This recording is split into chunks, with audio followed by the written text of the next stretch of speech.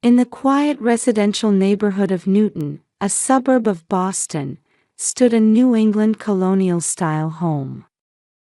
The three-bedroom house with its white exterior walls accented by deep green shutters was Linda Wilson's ideal home, found through her experience as a real estate agent. Within walking distance were a Whole Foods Market and Starbucks, and on weekends, neighborhood ladies would gather casually for coffee and conversation in this peaceful community. As May transitioned from spring to early summer, the sweet fragrance of lilacs planted in the garden wafted on the fresh green breeze.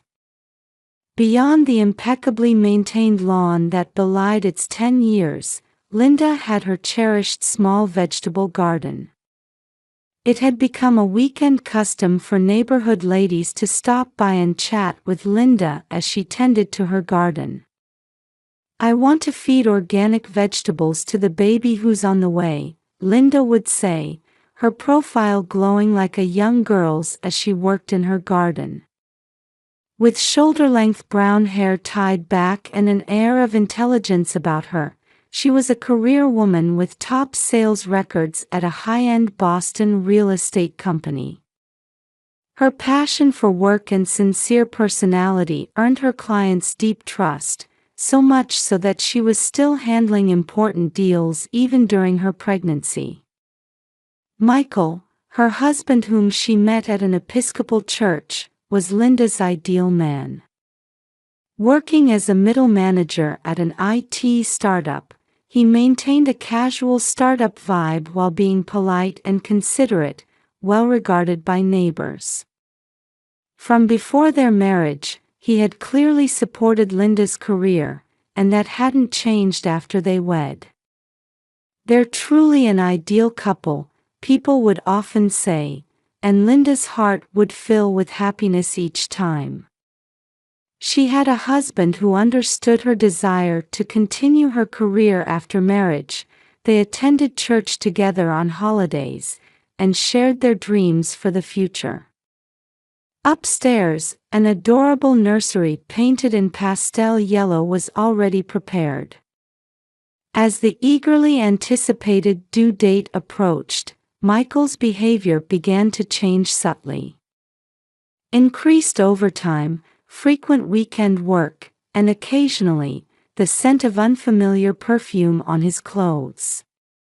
However, Linda, focused on her upcoming delivery, had no spare attention for such minor changes.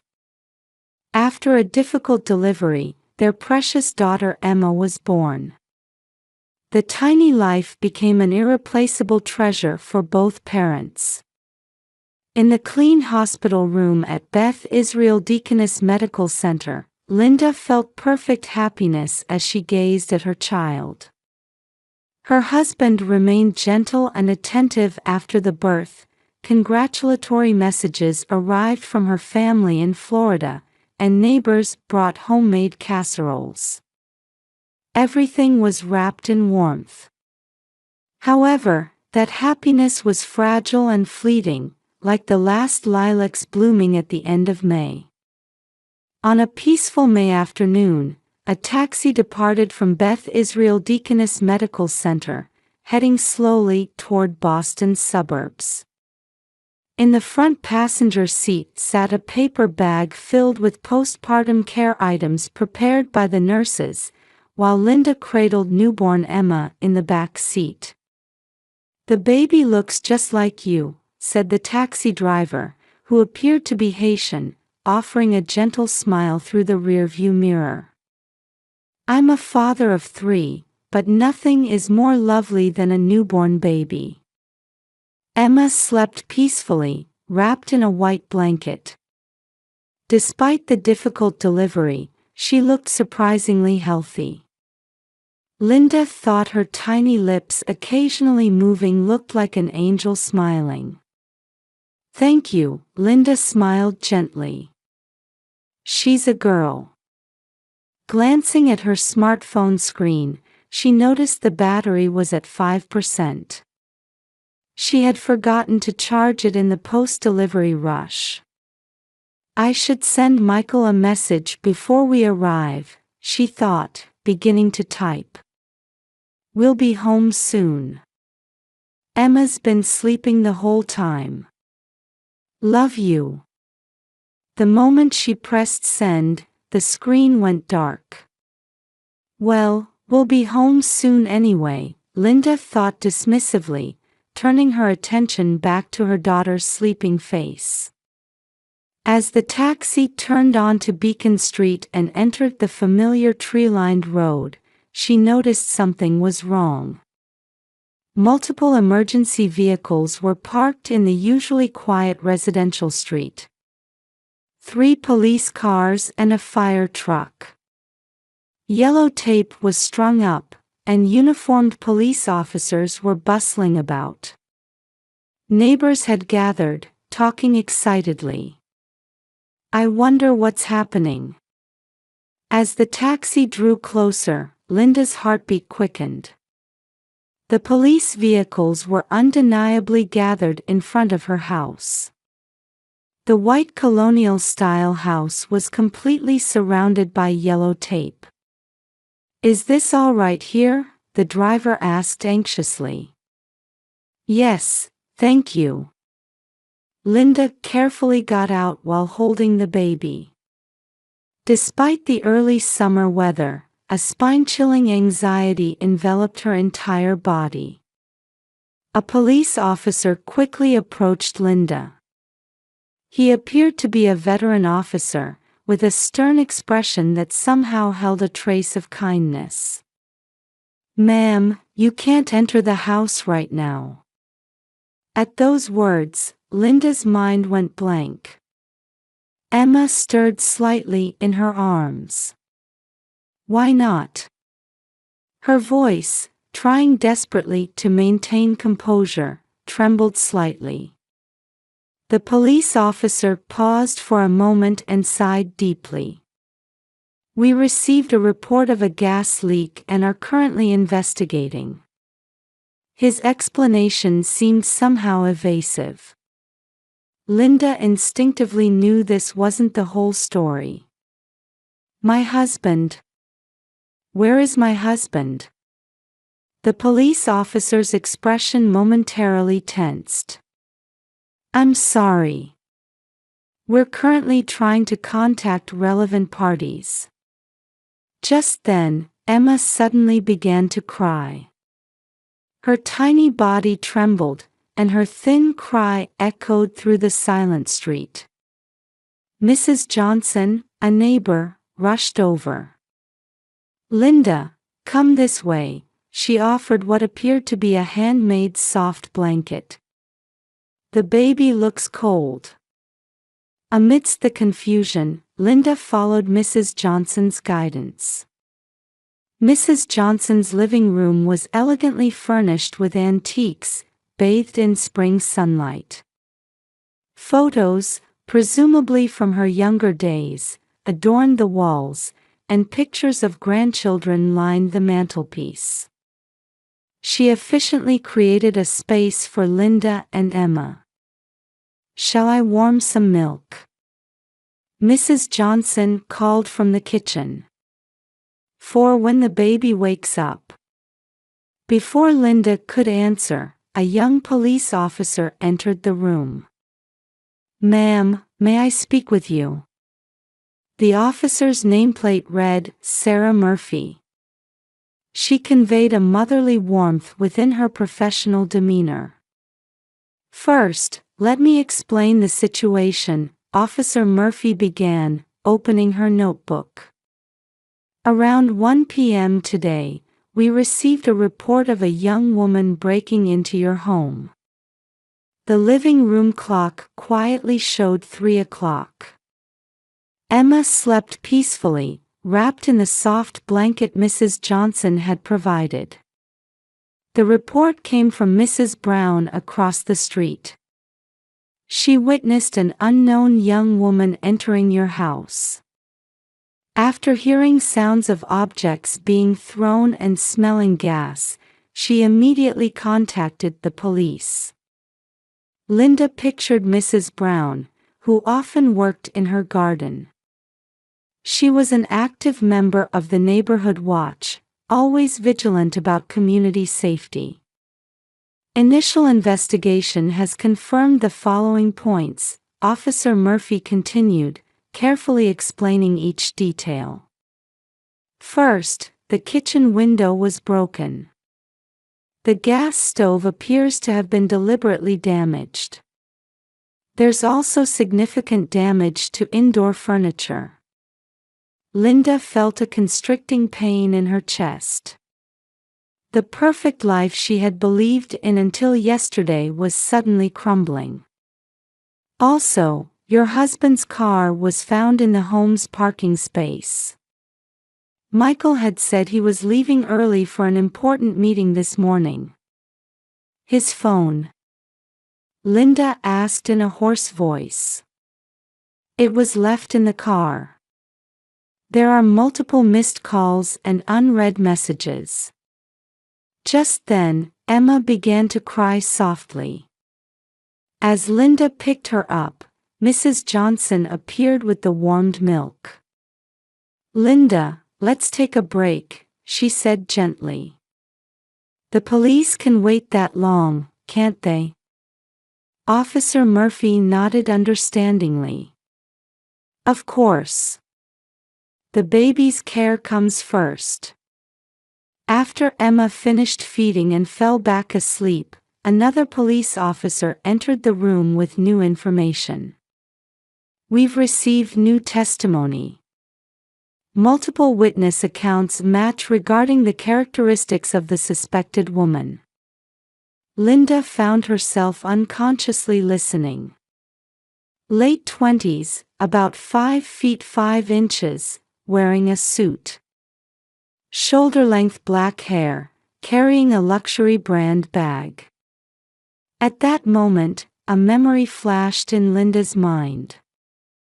A photo from a company party posted on Michael's social media.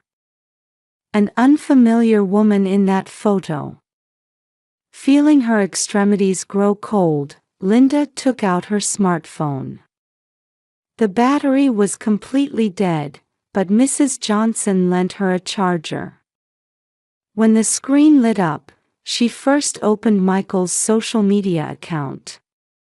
While he didn't post much, the company's official account had many event photos posted. There she was, a young woman smiling next to Michael. Dressed sophisticatedly with an intelligent air about her. Her name was tagged in the post. Caitlin Morrison. Do you know this woman? Officer Murphy quietly asked. The name struck a chord. It was a name Michael had been mentioning frequently lately. He had said she was a talented subordinate. Memories began fitting together like puzzle pieces. Michael's increased overtime. Frequent weekend work. The unfamiliar perfume scent on his clothes. His slight tension when checking his phone. And that somewhat strained smile after learning of the pregnancy. Officer Murphy began speaking carefully, choosing her words. Actually, we've received some interesting information from a hospital nurse. Linda caught her breath. During her 3 days at Beth Israel Deaconess Medical Center, she now recalled seeing a familiar nurse, one who had been speaking intimately with the woman from Michael's company photos. That nurse appears to be Caitlin Morrison's close friend. She may have leaked your discharge date and time in advance. Outside the window, police sirens still faintly echoed. The early summer sunlight remained bright, with shadows of street trees swaying. However, dark premonitions swirled in Linda's heart. Watching Emma sleep, Linda continued her internal questioning. Why had a strange woman broken into her house? Why was Michael's car in the parking lot? And above all, had their happy days together been real? The doorbell rang, and they heard someone hurriedly entering the house. Linda's heart raced. She already knew who it was. Michael's panicked voice came from downstairs. "Linda. Where's Linda?" His voice carried a frantic quality she had never heard before. And mixed within that chaos was something unmistakably like guilt.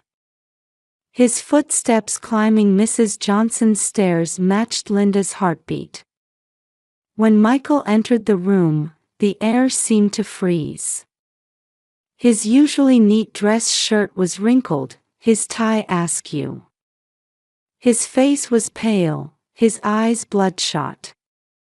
The composed man she knew was gone, replaced by someone in complete disarray. "Linda." Michael's voice trembled. "Emma, is Emma all right?"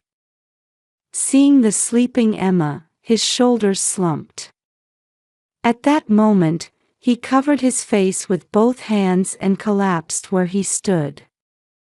"I'll tell you everything," he said in a strained voice. "I can't hide it anymore." Officer Murphy quietly stood up. "Then we'll step out for a moment." But Linda shook her head. "No, please stay." Her voice was surprisingly calm, even to herself. Emma stirred slightly in her arms. The baby's warmth was her only support now. Michael heaved a deep sigh, as if unloading a burden he had carried for years. For 2 years. He began, staring at the floor. "I've been involved with Caitlin." The room's atmosphere grew heavier. "She was my subordinate. Working overtime together on projects." Michael's voice broke. "At first, I thought it was just a mistake. But the relationship continued. And then, she became pregnant." Linda's body trembled slightly at those words. Michael continued. "When I learned of your pregnancy, I made a decision. To end everything. I told Caitlin clearly that we couldn't continue our relationship. But that was just the beginning of a new tragedy." Persistent messages began arriving on Michael's phone. "What about our baby? This child needs a father." At work, casual encounters increased. Chance meetings in the elevator. Being alone together in meeting rooms. Brief conversations by the coffee maker. Then the social media harassment began. Michael's voice shook. "She started leaving comments on your photos.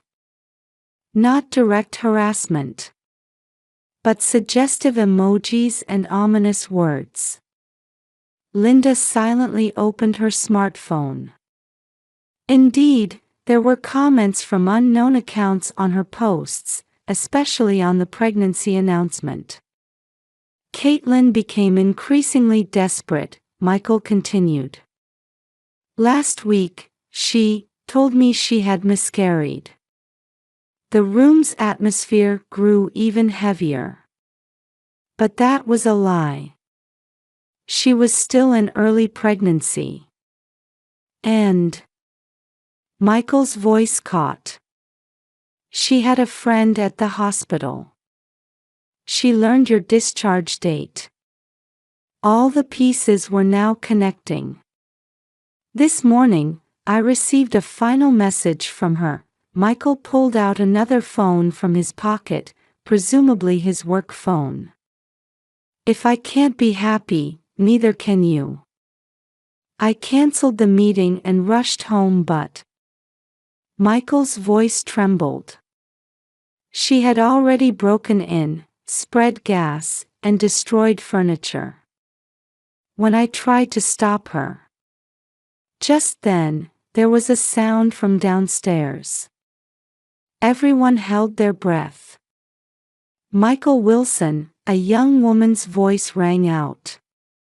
After ruining my life, you're hiding up here. Caitlin appeared in the room. She wore a luxury brand suit, but her appearance was miserably disheveled. Her makeup was smeared, her eyes held a maniacal gleam. Your perfect little family game ends here, she said in a hoarse voice. I'm going to end it all. Caitlin's hands shook. Tears streamed from her eyes. I deserved to be happy too. With those words, she was restrained. When silence returned to the room, only Emma's crying could be heard. Linda still held Emma with trembling hands.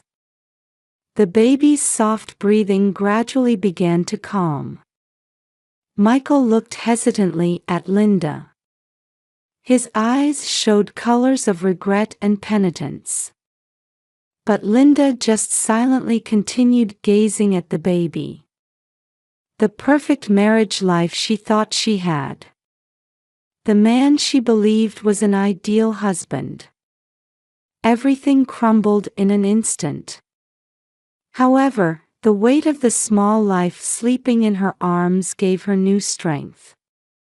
Mrs. Johnson gently placed her hand on Linda's shoulder. That warmth was now her greatest comfort. 1 year later, in May, morning light streamed into the living room of a small apartment facing Cold Spring Park. The leaves of potted plants by the window created gentle dappled shadows. Good morning, Emma.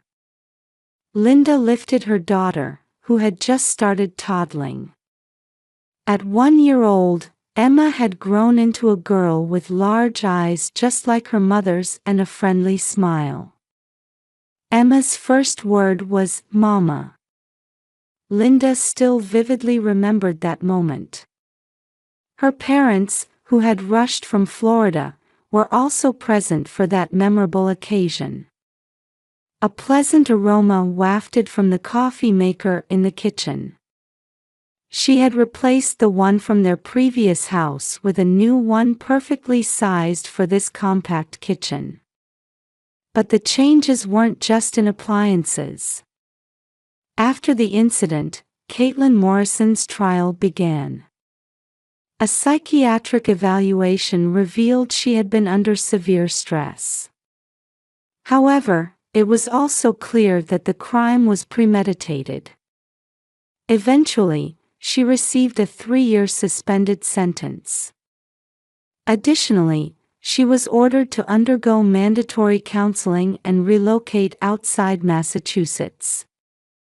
During the trial, it was revealed that she had miscarried early in her pregnancy. When Linda learned this fact, she was struck by complex emotions. Amidst mixed feelings of hatred and sympathy, she made one decision. I can't forgive, but I won't continue to hate. This was also for Emma's sake. Michael completely lost his credibility at work. He was demoted and ultimately forced to change companies. He pays child support reliably. The divorce proceeded smoothly, and regular visits with Emma are now arranged through lawyers. Our marriage is over, but you're still Emma's father. When Linda told him this, Michael could only nod with a choked voice. Changes also appeared in relationships with those around her. Mrs. Johnson still brings homemade casseroles once a week. Her grandchildren often visit as playmates for Emma. Linda maintains connections with the nurses from Beth Israel Deaconess Medical Center through a parenting circle. Work has gradually gotten back on track. Starting with 3 days a week part-time, she's now returned to real estate work full-time. With her parents taking turns helping out, she's slowly getting used to balancing work and childcare. This Sunday is your baptism at church. Linda spoke softly while settling Emma into her high chair. The baptism at the Episcopal Church would be a celebration for the entire community. The preparations were already complete. On the kitchen counter lay invitations for Emma's first birthday party. A small celebration with neighborhood children and friends from the parenting circle. Simple, but sure to be a warm gathering. "Good morning, Linda." The doorbell rang, and Thomas Singleton's voice could be heard. He was a colleague from the real estate company, and they had gradually grown closer recently. His gentle demeanor and sincere personality had even won Emma over. But it was still too early for romance. Taking things one step at a time was just fine. While preparing breakfast, Linda looked out the window. It was May, the season of fresh greenery and the scent of lilacs. This time last year, her life had been thrown into turmoil. But now, she was seeing a different landscape. As a mother, as a woman, and as a strong individual. Emma laughed in the sunlight. Her innocent smile warmed Linda's heart. Having lost her perfect family, she had found a new kind of happiness. It was a future that, despite its scars, was filled with genuine hope. "Well, Emma, let's make today another wonderful day." In the morning light, a new day for mother and daughter quietly began.